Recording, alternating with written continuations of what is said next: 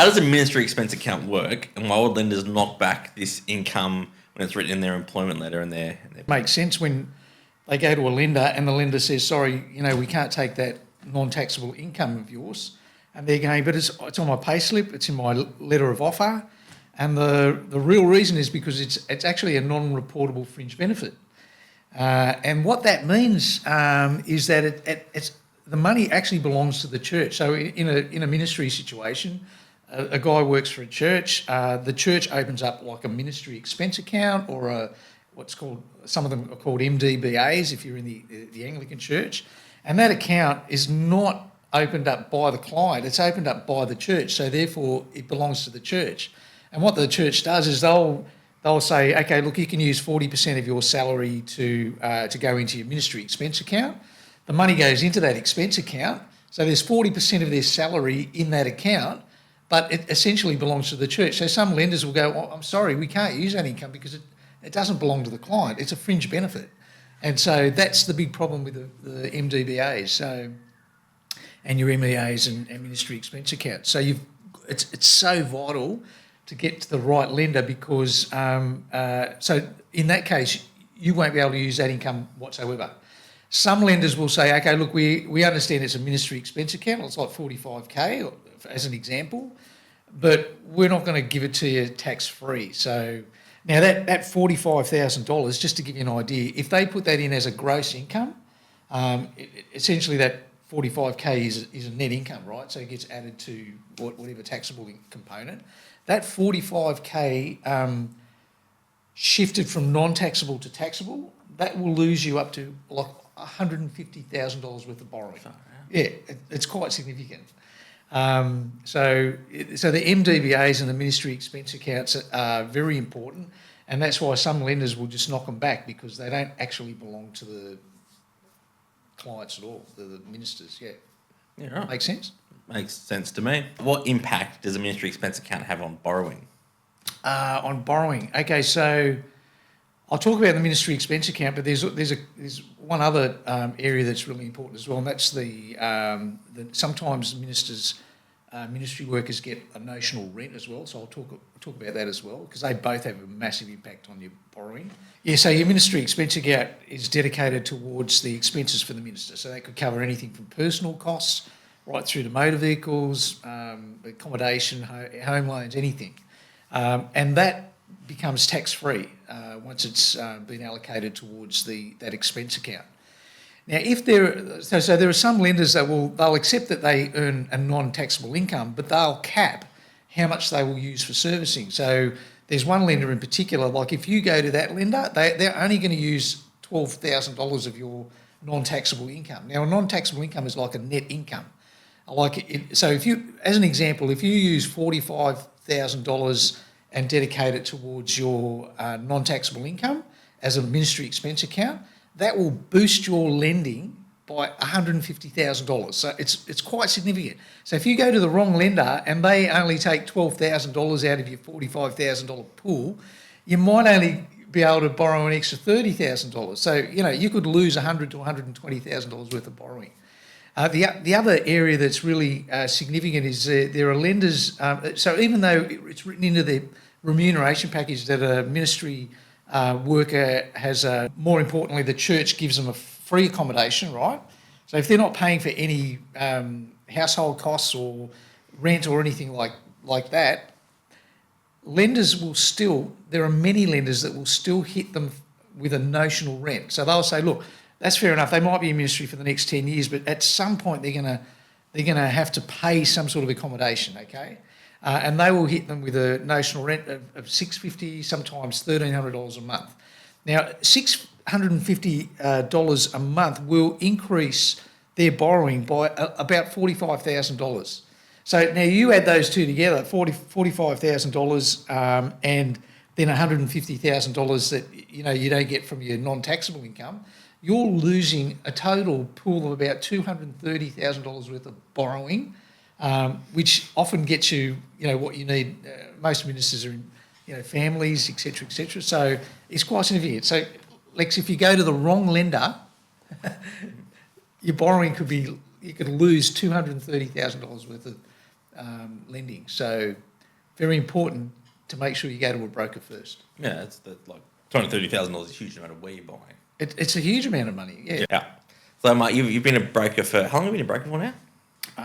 So I'm in my 10th year now. In your 10th year. Okay. Is there any particular like area, industry, or people you've kind of gravitated towards? Like you're able to help them more so than some others? Oh, look, a big chunk of our loans now are ministry workers' loans. As in like church? Okay. Clergy, Okay. ministers of religion, Yeah. pastors, youth ministers, kids ministry workers, those sort of clients. Yeah. Any reason they've become your focus? Yeah. I was in ministry for 15 years prior, Yeah, right, so okay. I've got a really good understanding of how they get paid, and now a lot of them are coming to me because they've gone to lenders and they're not able to get the borrowing they need to get into a house. So we really understand how clergy are paid and ministry workers. I have been able to build really good relationships with about 4 or 5 lenders now over those 10 years.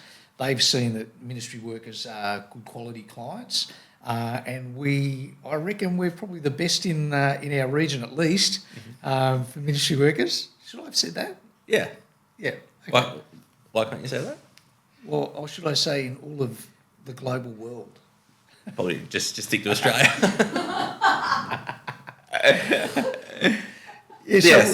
We'd never want to speak bad about any of our broking colleagues when there's a lot of great brokers out there. But would you say other brokers have a lot of experience when it comes to ministry workers compared to yourself? I'd imagine they'd come across ministry workers in what they're doing, but the non-reportable fringe benefit area of ministry payments, they're quite.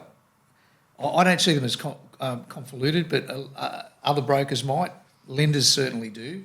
But for me, they're not that complicated. It's pretty simple, right? So, and the quality of the clients that come through after a while, when the bank sees that they're not adverse in credit, or they've got really good cash deposits, good equity, good credit references and history, then over time the clergy actually develop a reputation in the area. So, and when they're coming through certain brokers and they're all what we call vanilla clients, really good clients, then the broker gets a reputation. And so our brokerage in where we are in the west of Sydney has a great reputation when we put in clergy deals or ministers of religion or ministry workers, however. But we can help. Like it doesn't have to be in Western Sydney to use. We do them everywhere. But it's so I'm based in Penrith in the west of Sydney. So and we've got clients all over Sydney metropolitan area, Wollongong, up north, Queensland. So we can do them everywhere. It's just that it's a niche that we specialise in, and we're very good at it. So someone that works in the ministry, if they go and speak to, like, let's say they've got a bank they've been with since they were in high school, whatever, and that bank doesn't have any special policies for ministry workers or doesn't understand how they get paid or the income, how much could it cost them in terms of their loan size, speaking to that bank versus speaking to you as their broker? Like, what numbers are we talking? Oh, yeah, like if a bank does not understand how they call it a ministry expense account or MDBA, ministry discretionary account, if the lender does not understand that, they're going to either lose part of their non-taxable income in the servicing. So a non-taxable income is like a net income. It boosts your income. So $45,000, for instance, will boost your income by about $150,000. Okay, it's significant. Yeah, it's a heap of borrowing. So if they don't understand that element, there's a loss there. If they don't have experience with clergy, like over time, so one of the policy areas we've been able to overturn is the area of notional rent. These days, it's probably only been happening in the last 5 years or so, but if you live free, at home for free, or you live in a house for free, or in ministry workers' cases, they get a free house as accommodation, regardless of whether it's written into your remuneration package or not, the lender will still hit you with a notional rent anywhere from $650 to $1,300 a month. Yeah, so if the lender factors in a notional rent of $650, let's say $650 a month, there's borrowing of $80,000 that you've lost. So you add those two together, 150 from the ministry expense account and the $80,000 from the notional rent. There's $230K of borrowing that you've lost because you've gone to the wrong lender. I get a lot of clergy that have been working hard for many, many years, and they're getting towards the end of their tenure, and they don't have a home to retire to. So one of my joys is that I've been able to help clergy and ministry workers actually get into a home that they're going to retire to. Yeah. Actually, one of the other areas for clergy that I'm realising is really significant is because I had a guy in here last week. He's towards the end of his tenure.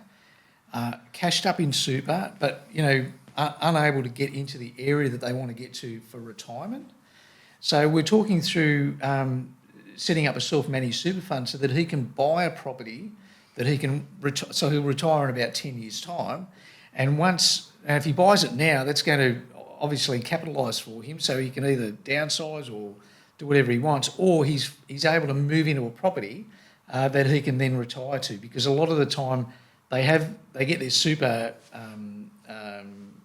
rollout, but all they can really do with that is buy a house to retire into. So if we can get them in there 10 years prior, that's going to make their situation heaps better when they retire. So self-managed super fund options are really good for clergy nearing retirement. What about young clergy?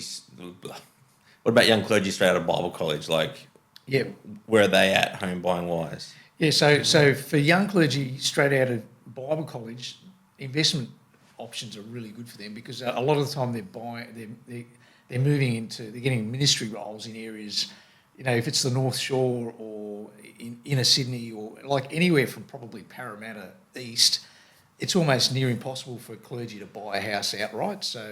But they can start by buying a house that's affordable for them further out west or in other, New South Wales country, other states, and then over 10 or 15 years capitalise those so they can then at a later date maybe move into a place that they want to settle into. Yeah. So how do you think you're a minister. How long were you a minister for? About 15 years in ministry, yeah. And so do you think that 15 years helps you with the clergy, helps the clergy get loans? Absolutely. Like when we tried to get loans when I was in the ministry, we could only get low doc loans because the lenders could never understand how I got paid. So they'd just go, look, the brokers that we started with, they'd say, I don't understand how you get paid, but we'll just put it in a low doc. The rate's going to be higher. So I always used to pay higher rates because the brokers didn't understand how we got paid and the lenders didn't understand how we got paid. So the more after leaving the ministry and getting into broking, it's just a game changer because I can understand, and not only understand it, but explain it to the lenders in a way that they get it. Yeah. And now we've had the history to put in so many loans with clergy that they don't just get it, they want it. Right, okay. So the lenders want clergy deals. Right. They see them as really good clients. Yeah. As in because of the work you've been doing? Yeah, over 10 years. Yeah, okay. Over 10 years of mortgage broking, we've been able to carve out a really good niche for our broking. And the lenders are so happy to take clergy deals. They understand how they're getting paid, and we can get far better outcomes for the clergy than we've ever been able to.